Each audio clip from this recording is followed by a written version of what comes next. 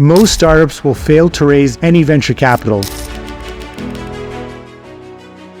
And sometimes it's not because they lack a great team or they're building into a large and growing market, or even if they have a clever and innovative product, but rather they fail because of a lack of preparation. The most important preparation an entrepreneur can do before they go out and start to raise venture capital, even before they prepare their pitch deck and craft their messaging and research their competition, or any of that stuff that you have to do before you actually speak to investors, is preparing their mindset. They first have to ask the key, fundamental, philosophical, intellectual, and emotional questions that they have to ask themselves before they even go down this path of building the kind of business that burns cash and requires external investments to survive and grow. And in this video, I'm going to share with you the 5 key questions you have to ask before you even start to prepare to raise venture capital. My name is Matan Hazanov. I've been in the venture capital business for over 10 years, invested in over 50 startups,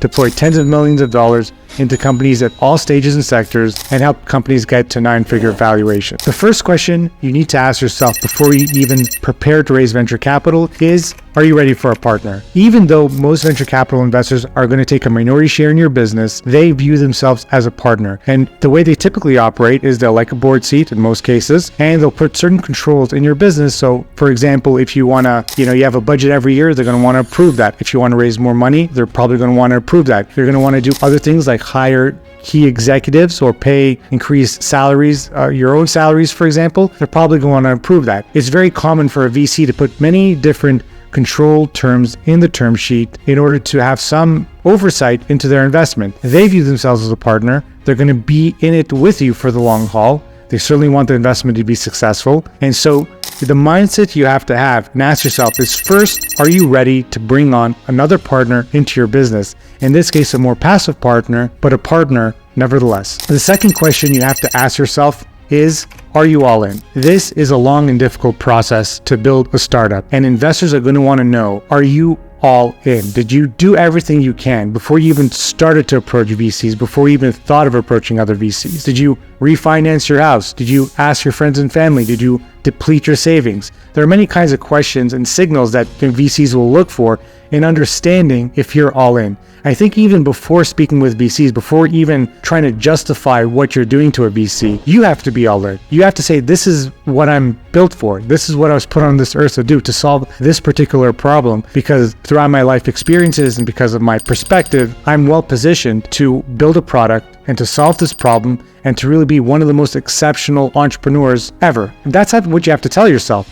And that requires a perspective that you're all in. Because if you truly have conviction in yourself and what you're doing, all your actions will demonstrate that you're all into the business. So this is not a side hustle. This is not something you're doing with somebody else's money at the outset. This is something that you're doing full time, without any reservations, without any hesitations. You're all in. The third question you should ask yourself is, are you in it for the long haul? Building a successful startup from beginning to exit can take 10 to 15 years. And you have to be in it for the long haul and be able to withstand all the ups and downs that come along with building a business, building a high growth business that typically burns a lot of cash for that amount of time. And if you aren't ready to commit that kind of time into this project, you shouldn't start it to begin with, but certainly you shouldn't go out there and raise venture capital. The fourth question you should ask yourself is, do you have any other options? And I mean this from a financial point of view. Venture capital should be the last resort for any entrepreneur. It exists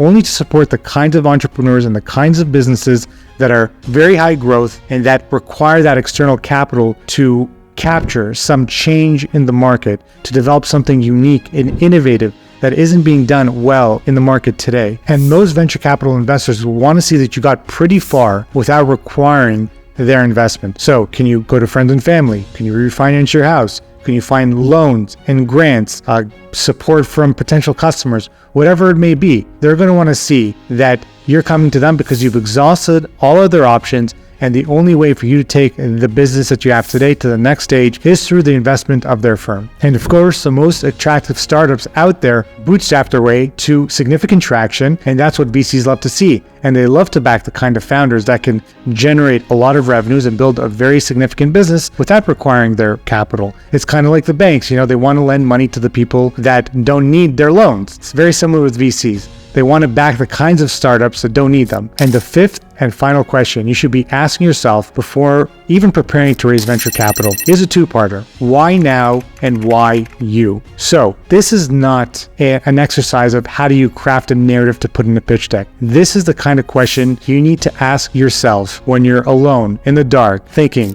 is this something I want to do? Go out into the forest and meditate. Ask yourself, think about it. Really, really think about it. Why now? Whatever you're building, what's happening in the market that allows you to capture some development that will allow you to build a hyper-growth startup? What changed? And why did you figure out what to do with that change or what problem to solve where everybody else didn't have that insight? And the second question is, why you? Why are you uniquely positioned to capture that opportunity? Do you have the right skill set, the right connections, the right mindset in order to really capture this opportunity? And can you bring the right people with you where you lack either the complementary skill set or the knowledge base? And those two questions are so fundamental and so key that I find very few startup founders ask themselves before they start this process.